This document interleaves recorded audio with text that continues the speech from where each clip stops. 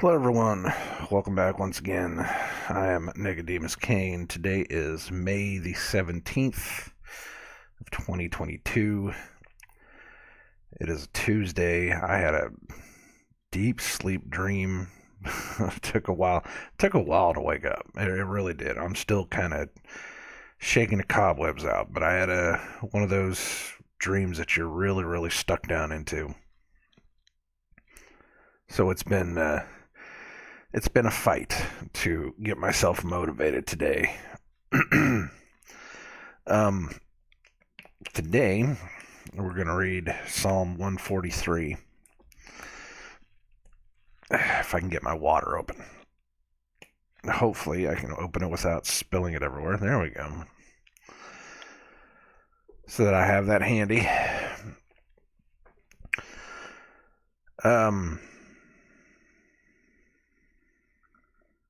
I've been sitting here just enjoying the silence for a little bit. I've actually been sitting here for about 15 minutes just enjoying the silence. It's just been so chaotic and hectic around the house. You just never get a chance to just stop and just exist, you know? So that's what I kind of been doing for the past 15 minutes, just sitting here.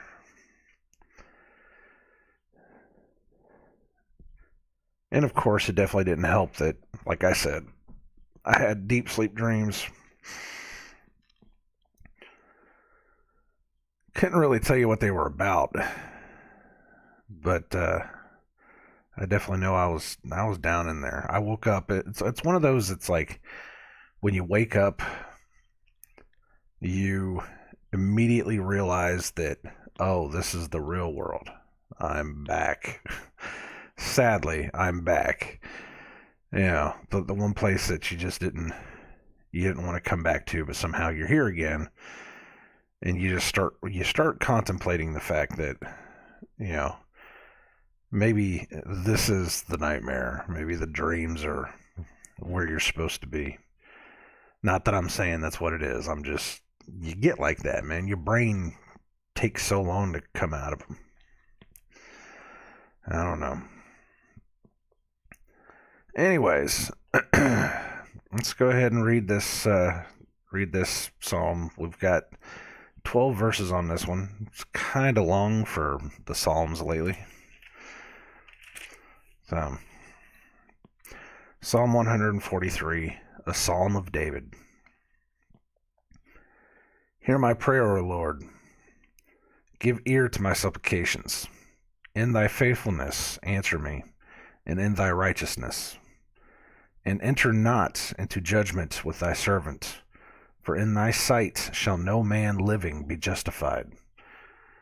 For the enemy hath persecuted my soul. He hath smitten my life down to the ground. He hath made me to dwell in darkness, and those that have been long dead. Therefore is my spirit overwhelmed within me. My heart within me is desolate. I remember the days of old. I meditate on all thy works. I muse on the work of thy hands. I stretch forth my hands unto thee. My soul thirsteth after thee, as a thirsty land. Selah. Hear me speedily, O Lord. My spirit faileth. Hide not thy face from me, lest I be like unto them that go down into the pit. Cause me to hear thy loving kindness in the morning, for in thee do I trust. Cause me to know the way wherein I should walk, for I lift up my soul unto thee. Deliver me, O Lord, from mine enemies. I flee unto thee to hide me. Teach me to do thy will, for thou art my God. Thy spirit is good. Lead me into the land of uprightness. Quicken me, O Lord, for thy name's sake. For thy righteousness' sake, bring my soul out of trouble. And of thy mercy cut off mine enemies, and destroy all them that afflict my soul. For I am thy servant. Amen.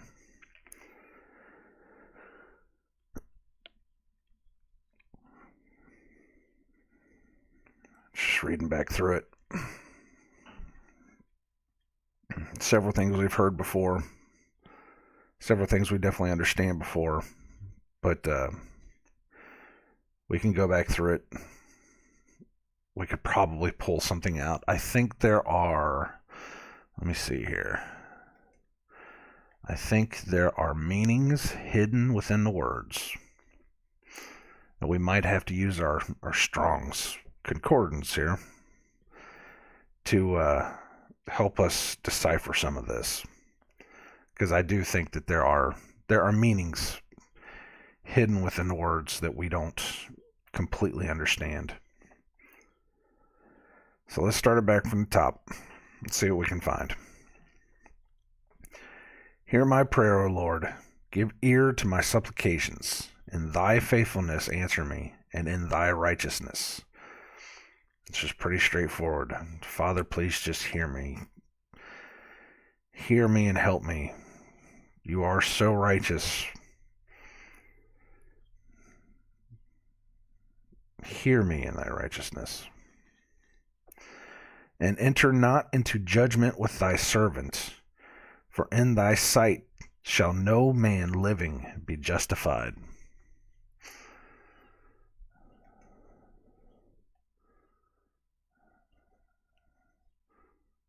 And of course, justified is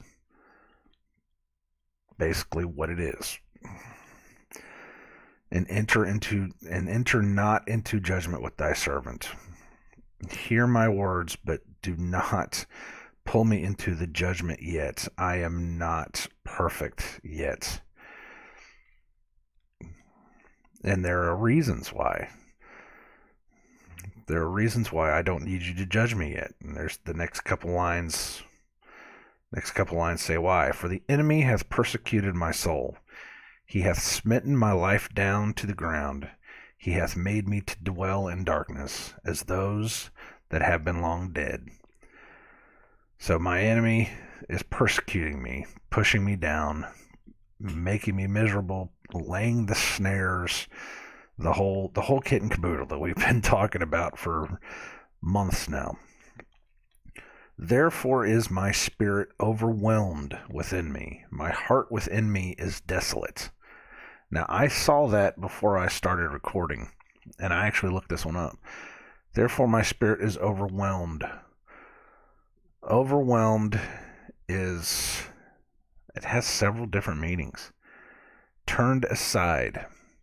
The other one I saw was to be feeble, faint, to grow weak. Therefore, my spirit is feebled. My enemy has persecuted me so much that my spirit is so low. My heart within me is desolate. And desolate, of course, is to be desolated, to be made desolate. But it's also devastated. To cause to be appalled, devastated, to be stunned. Do not judge me.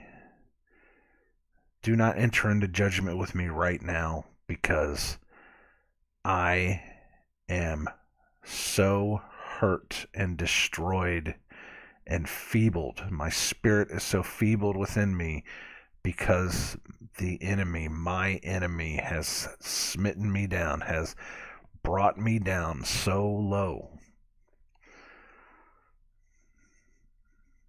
If you were to judge me right now, I would not be worthy, because I feel so low right now. I am so empty. I am so tired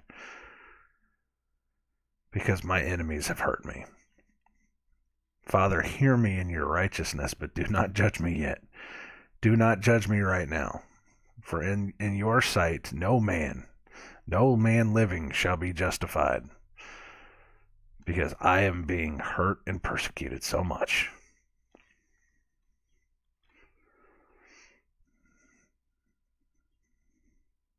Help me get out of this. Just those 4 lines, those four verses. I mean, you could read through it, you could skim over it and not and not pull anything out of it. But you have to stop and reread it and re-understand what's going on here.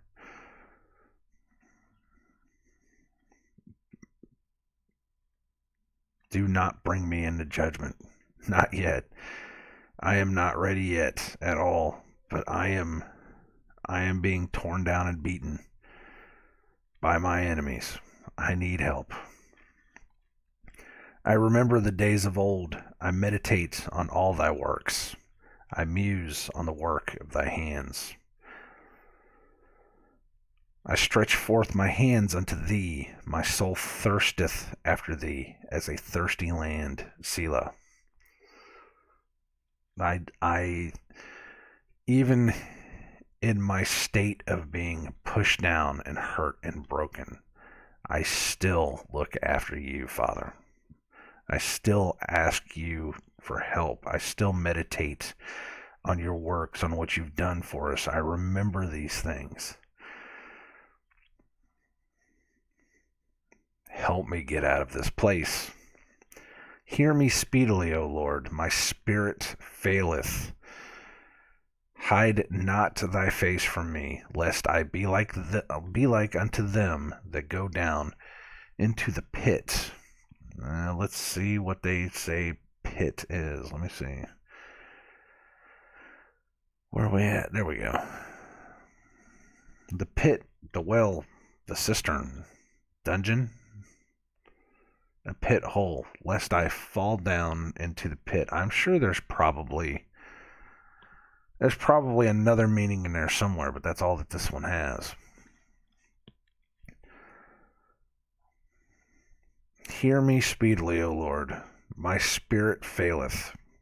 I am weakening because my enemies they've pushed me down past that point. God, I need more faith. Give me more faith. Give me more reason to keep going on. You are my last resort. You are my last hope, my last thing in this world that I can hold on to. Father, please help me. Hide not thy face from me, lest I be like unto them that go down into the pit. Cause me to hear thy loving kindness in the morning, for in thee do I trust. Cause me to know the way wherein I should walk, for I lift up my soul unto thee. It's one of those prayers I've asked for several times over the past couple weeks. Is just show me the way you want us to go. Help us find our way in this extremely evil and wicked world, full of lies, full of misery, full of hatred and deceit. Keep us on the right path. Show us the right way you want us to go. Deliver me, O Lord, from mine enemies. I flee unto thee that hide me. Teach me to do thy will, for thou art my God. Thy spirit is good. Lead me into the land of uprightness. Teach me to do thy will. Quicken me, O Lord, for thy name's sake. For thy righteousness' sake, bring my soul out of trouble. And of thy mercy, cut off mine enemies, and destroy all them that afflict my soul, for I am thy servant. And there's another one. He is praying for the enemies. He is praying for his enemies to be destroyed, to be taken away and be destroyed. They have hurt him, beat him, destroyed him, pushed him down, laid snares for him, laid traps for him, has done all this stuff to him, and he is asking him for thy mercy, and of thy mercy, cut off mine enemies, take them away, and destroy all them that afflict my soul. You can pray for your enemies, but you can also pray for them to go away. and be destroyed. It's another one of those fine line teachings, you know. People are taught, pray for everybody. Everybody is inherently good. They just have to bring it out of themselves. Which I say no, it's not. People are not inherently good. You can't trust anybody. You have to judge them based upon what they do, how they act. People lie all the time. People set snares for you all the time. People will trap you and manipulate you. And they will put on a pretty face when they do it. That's why one of God's commandments is, thou shalt not bear false witness. People lie, and they do it constantly. And some people enjoy it. Absolutely enjoy it. Some people are so caught up in the lie of themselves, of their lives, that they believe it. They absolutely believe it. That's how you start getting delusions. That's how you start getting mental illnesses. And unfortunately, this world now celebrates mental illness, mental delusions. They celebrate it. Now, if you want to think that you're something that you're not, go for it. We'll all support you. We'll all support you while you have some concept in your head that you're something that you were not and you will never be. We support you. You go. You do you. It's not the way the world works. It's not the way it's ever worked. It is a mental illness. You have a problem. You need to fix it. You are lying to yourself. You're not only lying to yourself, but you are having others believe your lie. It's hurting you. It's destroying you because you can't understand the truth. You don't want to understand the truth because you're enjoying living in your own wickedness. You're living the lie and you're loving it. That's what's going on. That's what's happening.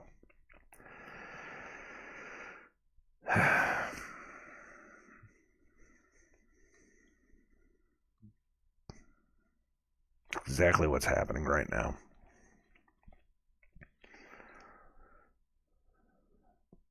We have to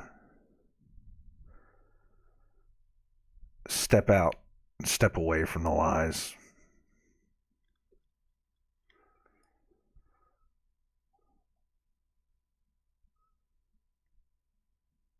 I had somebody on Twitter right now. Somebody on Twitter right now is wanting to argue the survivability of the C virus. And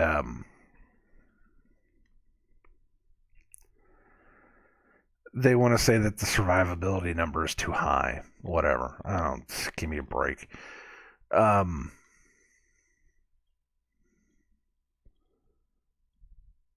And I said,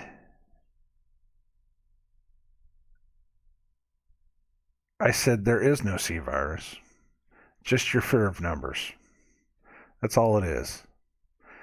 And they even stated something along the lines of, well, I know that the Democrats, she went specifically, which means I was like, no, it's even worse. You can't admit that everybody at the top is out to get you. You have to name one specific group. She said, well, I definitely think that Democrats are using the numbers to be able to manipulate all of us. I believe that. I think it's true. But it's a real thing.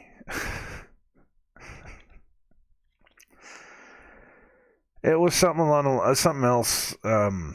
Something else they said that was well, I don't believe that survivability is that high because I think it was one of the old memes. It was a 99.97, which was what, last year, last year, the year before. I think it was last year. She said, well, I don't think the number's that high. I think the number now is 98%. 1%, really? Oh, I hear baby. Nadia.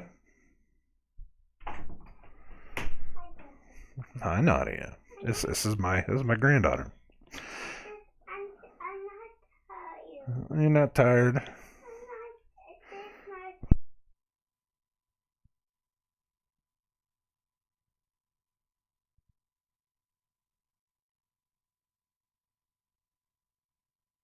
All right. I'm gonna cut this short because I've got a grandbaby now. So I will talk to you guys later. You know how it is, guys. Life in the fast lane with the baby. So you want to say goodbye to all the people? You say bye to all the people. Say bye bye. You're not talking now, are you? That's all right. All right, everybody. God bless y'all. Take care of yourselves. All right, I see it. All right, I'll see you guys later.